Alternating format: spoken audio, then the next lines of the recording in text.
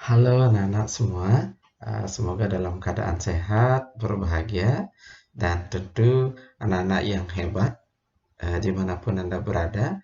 Sekarang tetap semangat ya, karena kita sekarang akan belajar terkait dengan mata pelajaran PPKN tentang materi uh, perlindungan dan penegakan hukum untuk menjamin keadilan dan kedamaian. Seperti apa itu? Mari kita cek untuk tayangan berikutnya.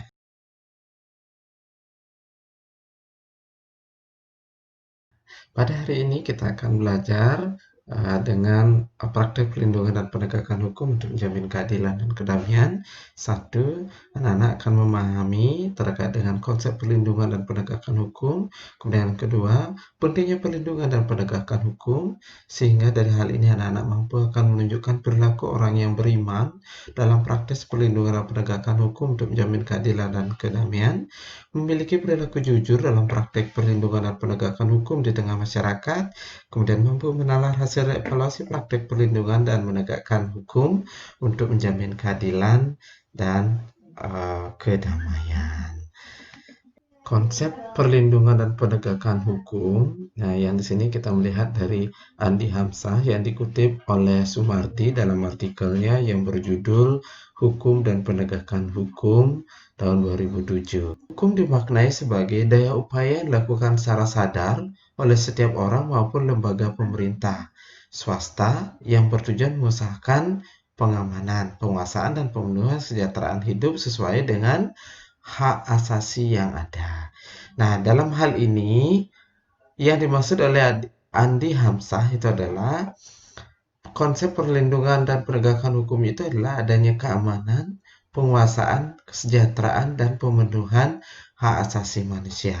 Untuk bisa mewujudkan ini harus ada keseimbangan antara hak dan kewajiban yang sudah kita pelajari minggu lalu atau sebelumnya.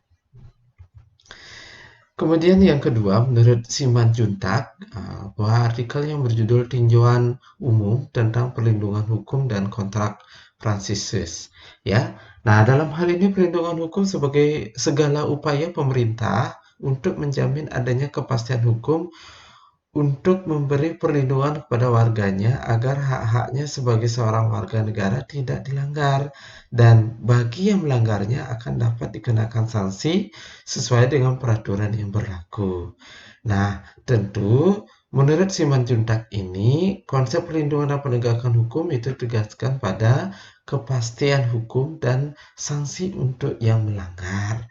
Artinya apa? Kepastian hukum yang utama seperti apa peraturan yang dibuat dan sanksinya untuk yang melanggar. Nah, ini juga sebagai bentuk untuk mewujudkan yang namanya perlindungan daripada hukum itu sendiri.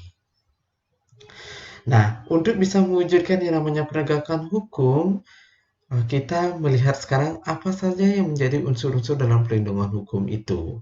Perlindungan hukum itu ada satu, adanya perlindungan dari pemerintah kepada warganya. Artinya apa? Ini dilihat dari penguasa. Kemudian yang kedua, jaminan kepastian hukum. Nah, kepastian hukumnya yang utama seperti apa? Ya, kalau yang melanggar ya melanggar, yang benar dilindungi. Nah, kemudian berkaitan dengan hak-hak warga negara. Tentu perlindungan, kemudian kepastian hukum itu tidak lepas dengan hak-hak warga negara. Kemudian ada sanksi hukuman bagi pihak yang melanggarnya. Ini juga menjadi poin utama dalam untuk perlindungan hukum itu sendiri. Nah, tentu empat hal ini akan berhubungan dengan perlindungan hukum terhadap konsumen dan hak konsumen atau hak kekayaan intelektual. Nah, ini yang menjadi titik poin kita karena selama ini yang menjadi pelanggaran. Perlindungan konsumen dan hak kekayaan intelektual atau disingkat dengan HAKI. Dalam hal ini diatur dalam Undang-Undang Nomor 8 Tahun 1999 tentang Perlindungan Konsumen. Kemudian yang kedua, Undang-Undang Republik Indonesia tahun 2000 tentang Penomoran 29 Tahun Lindungan Varietas Tanaman dan lain sebagainya. Kemudian Undang-Undang Republik Indonesia Nomor 15 Tahun 2001 tentang merek. Kemudian Undang-Undang Republik Indonesia nomor 14 tahun 2001 tentang paten. Nah, ini bisa dicek kembali, di searching di Google atau media sosial yang lainnya. Pentingnya perlindungan hukum. Mengapa sih perlindungan hukum itu, ya? Ada apa? Mengapa ini kita perlu pelajari? Yang pertama, itu adanya tegaknya supremasi hukum. Kemudian yang kedua, tegaknya keadilan, mewujudkan perdamaian, dan penegakan hukum. Yang menjadi poin utama dalam hal ini adalah penegakan hukum. Penegakan hukum itu tidak lepas dengan kekuasaan yang mutlaknya seperti apa. Kemudian ada mewujudkan perdamaian, kemudian penegakan hukumnya, orangnya atau aparatnya seperti apa, dan keadilannya ingin diraih. Nah, sekarang kita lihat dari supremasi hukum. Supremasi hukum itu hukum yang punya kekuasaan mutlak dalam pengaturan kehidupan manusia. Artinya hukum punya kedudukan yang tertinggi dalam hal ini. Ya, jadi hukum yang mengatur, bukan masyarakatnya yang mengatur, tapi hukum yang mengatur untuk mencapai namanya keadilan. Tegaknya keadilan itu tidak lepas namanya pelaksanaan hak dan kewajiban yang seimbang. Ya, tegaknya keadilan adalah pelaksanaan hak dan kewajiban yang seimbang. Kemudian berikutnya mewujudkan perdamaian. Perdamaian akan terwujud apabila masyarakat terlindungi. Ya, lagi sekali perdamaian akan terwujud apabila masyarakat terlindungi. Kemudian berikutnya, untuk mendapatkan perlindungan harus ada penegak hukum yang kuat dan adil. Nah, disinilah peranannya penegakan hukum. Faktor yang mempengaruhi penegakan hukum atau penegak hukum. Satu, hukumnya. Hukumnya yang maksud adalah apakah hukum ini tidak bertentangan dengan ideologi yang sudah dibuat atau tidak bertentangan dengan nilai-nilai Pancasila sehingga undang-undang sesuai dengan kebutuhan masyarakat. Ya, sesuai dengan kepentingan masyarakat. Kemudian yang kedua adalah masyarakatnya.